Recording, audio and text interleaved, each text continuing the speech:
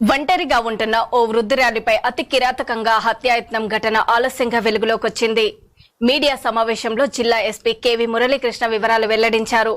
అనకాపల్లి జిల్లా Gavarapalem park centre వద్ద నివసిస్తున్న కర్రి లక్ష్మీనారాయణమ్మ టీవీ ప్రసారాల కోసం కేబుల్ ఆపరేటర్ని గోవింద్కి ఫోన్ చేశారు. ఈ నెల 26వ తేదీన రాత్రి 7:30 సమయంలో అతను ఇంట్లోకి వచ్చాడు.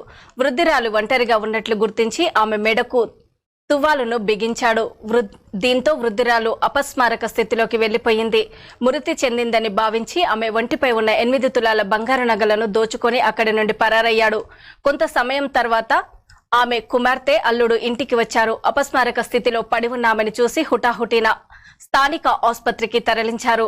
అక్కడి నుంచి మెరుగైన వైద్యం కోసం విశాఖలోని కేర్ ఆసుపత్రికి తరలించి చికిత్స అందిస్తున్నారు. ప్రస్తుతం ఆమె వెంటిలేటర్ పై చికిత్స పొందుతున్నారు. దీనిపై బాధిత వృద్ధురాలి కుటుంబ సభ్యులు అనకాపల్లి టౌన్ పోలీస్ స్టేషన్లో ఫిర్యాదు చేశారు. దర్యాప్తు చేపట్టిన పోలీసులు ఇంట్లో అమర్చిన సీసీ కెమెరాలను పరిశీలించగా అందులో విస్తుపోయే విషయాలు వెలుగులోకి వచ్చాయి. కేసు త్వరితగతిన ఛేదించి నిందితుడిని అరెస్ట్ చేసి చోరీ సొత్తును స్వాధీనం చేసుకున్నందుకు అధికారులకు, సిబ్బందికి అభినందనలు తెలియజేశారు. నిందితుడి వద్ద నుండి 8 తులాల బంగారం స్వాధీనం చేసుకున్నారు.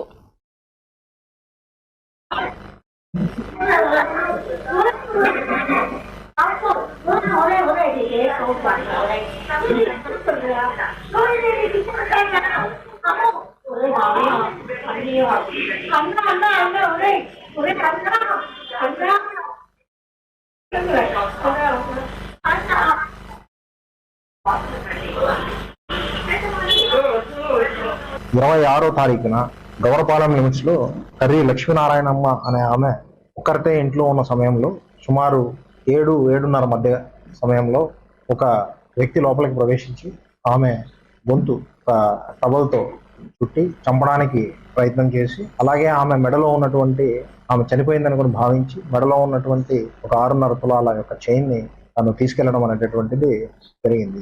అయితే ఈ ఇన్సిడెంట్ కి సంబంధించి ఆమె ఒక్కరితే ఉండడం వలన ఆమె యొక్క కుమార్తె మరియు అల్లుడు సుమారు 8 గంటల ప్రాంతంలో ఇంట్లోకి వెళ్ళి ఇంట్లో చూసుకొని వాళ్ళ మదర్ అచేతనంగా ఉంది, అన్కాన్షియస్ స్టేట్ లో ఉంది అనేటటువంటి దాని మీద వాళ్ళు గుర్తించి హార్ట్ అటాక్ లాంటిది కానీ ఫిట్స్ కానీ వచ్చిందేమో అనే దీని మీద వాళ్ళు వైజాగ్ కేర్ హాస్పిటల్కి తీసుకుని వెళ్ళి ట్రీట్మెంట్ అనేటటువంటిది చేయించడం జరిగింది.